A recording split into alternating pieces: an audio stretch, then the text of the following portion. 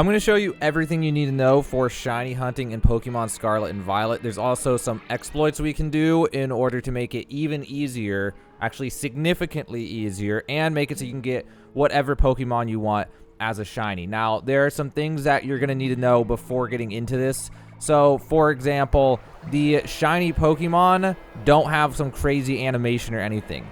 You actually are going to have to know what your shiny Pokemon looks like, and then actually, like, get up close and try to see. I mean, some are obvious and some are not obvious, but this game does not have, like, some sparkle animation or something like that just when they spawn.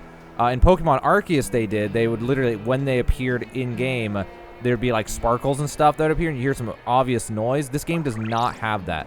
So if you have a Pokemon you want as a shiny, you are going to have to Google it and study what the shiny looks like, and some are just going to be absolutely terrible, because there is a way to identify them if the visual is not there, like if it's one that's so subtle you can barely tell, which is if you actually engage into a battle with them, then it'll be an animation and stuff for you. Another thing that you can do is you just auto battle, and you would think that auto battling would be bad for shiny hunting, but actually when you auto battle, your Pokemon will refuse to battle if it is a shiny. So that's another way that you can narrow down whether or not it's actually a shiny Pokemon. So that's everything you need to know about identifying shiny Pokemon. That's going to be a struggle all of itself. But now let's get on to some of the more complex stuff, okay? I've got some exploits for you and just some tricks in general for shiny hunting. Now, the first thing you need to know is what are the odds of finding a shiny Pokemon in Pokemon Scarlet and Violet. And the odds of finding that by default is only 1 in 4,096. So you're not going to be finding shinies very much by default.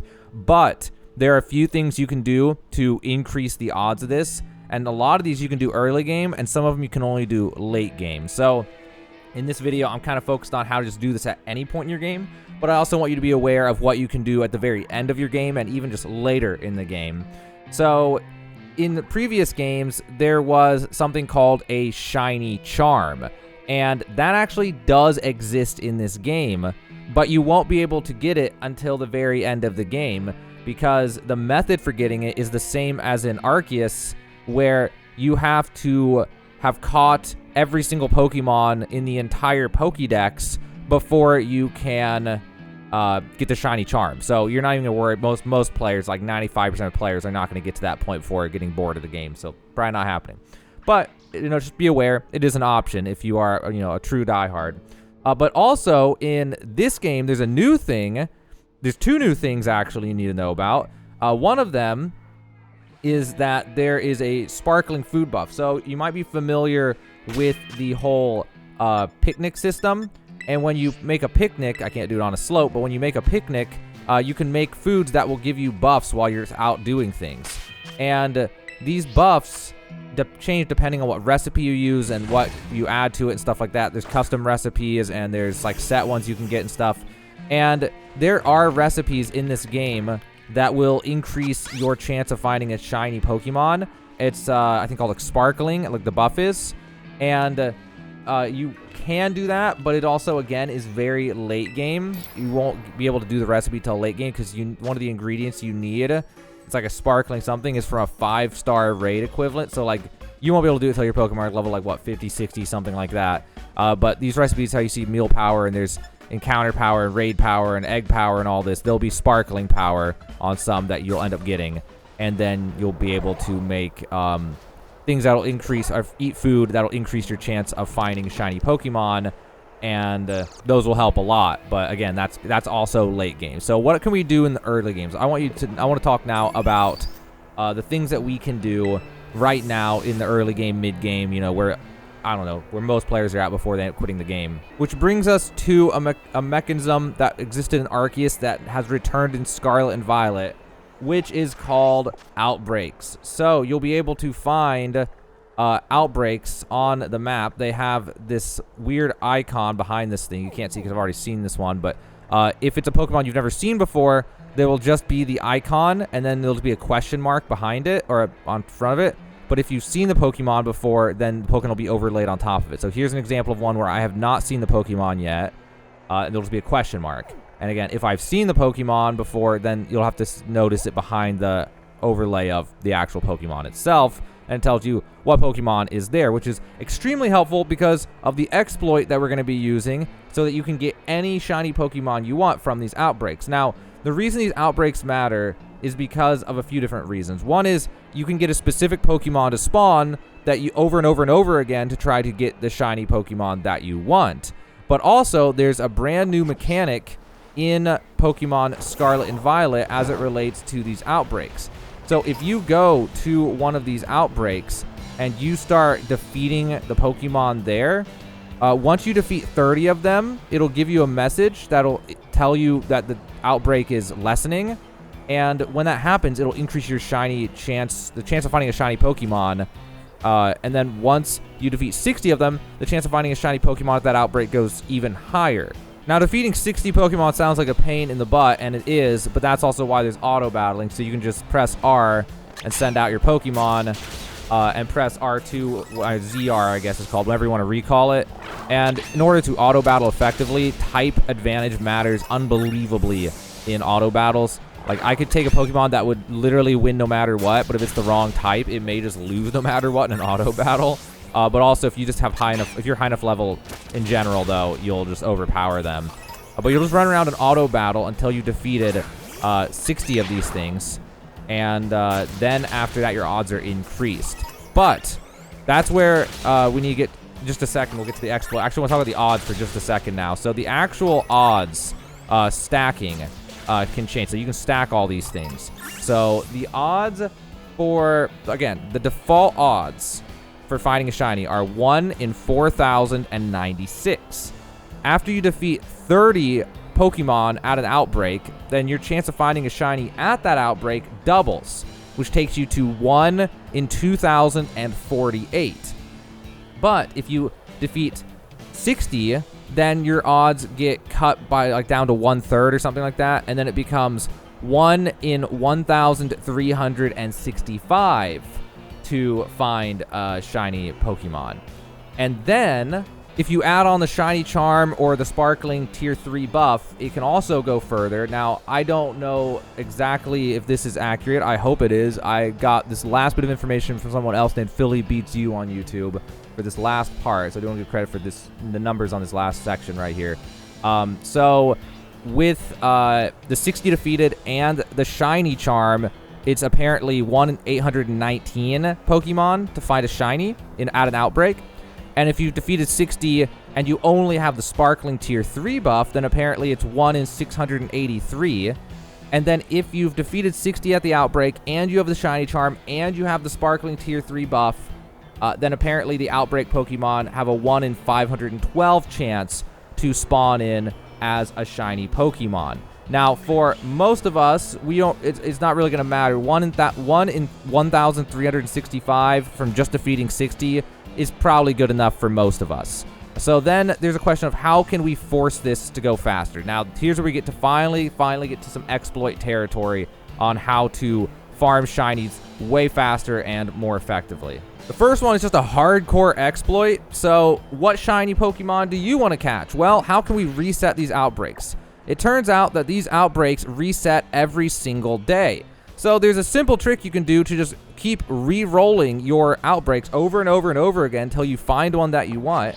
To do that, you're going to open up your home menu. You're going to go down to your system settings. You're going to scroll down to system. You're going to go down to date and time. Oh, not region. Date and time. And then you're going to go down to date and time. And you're literally just going to change the day back and forth. So right now when I made this, it was like a few days after release. It was 21st of November. So I'll go to the 21st and hit OK. OK over here. And then just go back. And then go back into the game. And then it'll be updated that the shiny Pokemon have changed. Although you may need to get away from an outbreak for it to do. I don't think they can change while you're actually near an outbreak. So you've got to actually get away from whatever outbreak that you're at. Get it to disappear off the minimap. And if it didn't go, then because of that, then try resetting again real fast. So one more time, we go to system settings, scroll down to system, go down to date and time. Oh my God, go down to date and time, and then just change the day back to the whatever day. You just go back and forth and back and forth and back and forth between 2 different days, and it will reset them.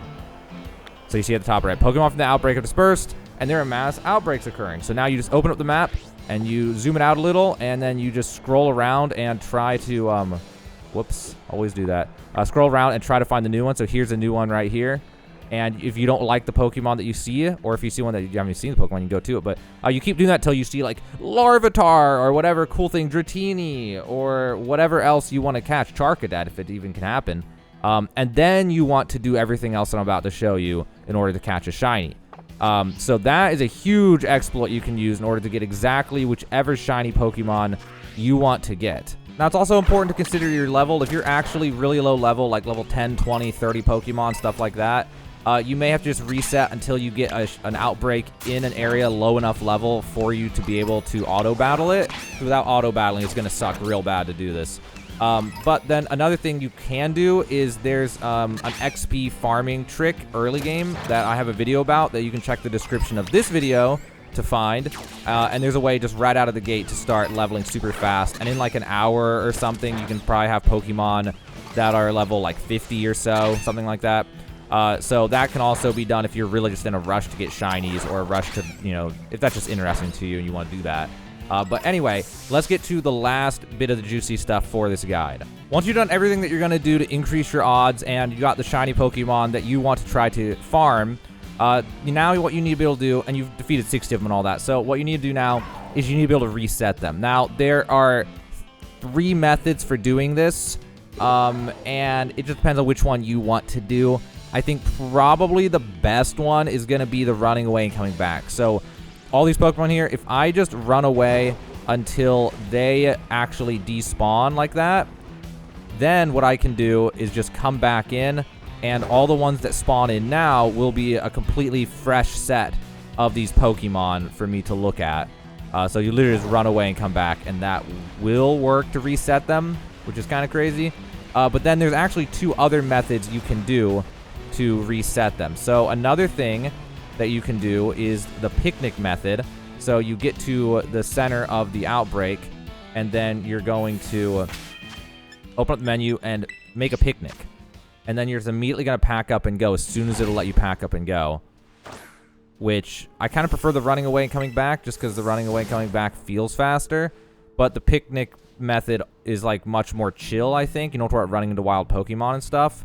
And then another method that is, like, it's got pros and cons to it, is you run around the outside of the outbreak, looking mostly away from the outbreak, and kind of, like, turning your camera towards it and away from it. And this will make new Pokemon spawn over and over and over and over again, basically, really fast. But the problem is, unless the Pokemon you're going for is really obvious, you will totally miss it and not even realize that you spawned in a shiny, because you're, like, barely paying attention when you're doing this. So you literally just run around the circle, and you'll know it's working because they'll suddenly be getting, like, the circle will be getting closer and closer because of the respawns. Oh my god, worst case scenario to run into something like that, though. But yeah, the Pokemon will slowly be grouping up, and you'll see that, like, how many are grouped now, and that's how you know that it's respawning them.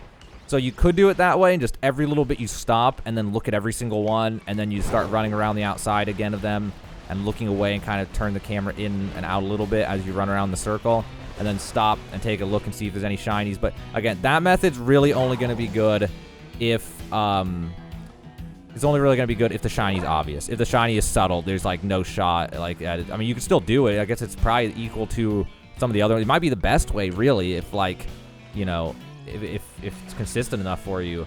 But anyway, that's not the point. The point is, those are the 3 ways to reset them. So between that and the other things, that is, like, the meta, basically, for shiny hunting in this game. So hopefully with these exploits, these tricks, and all these different methods and stuff that I showed you in this video, you can get any shiny Pokemon that you want. I mean, shiny Pokemon hunting is still going to be a grind. It's always a grind. But if you do all the tricks and all the exploits in this video, you should be able to get any shiny Pokemon you want in a somewhat reasonable amount of time in Pokemon Scarlet and Violet.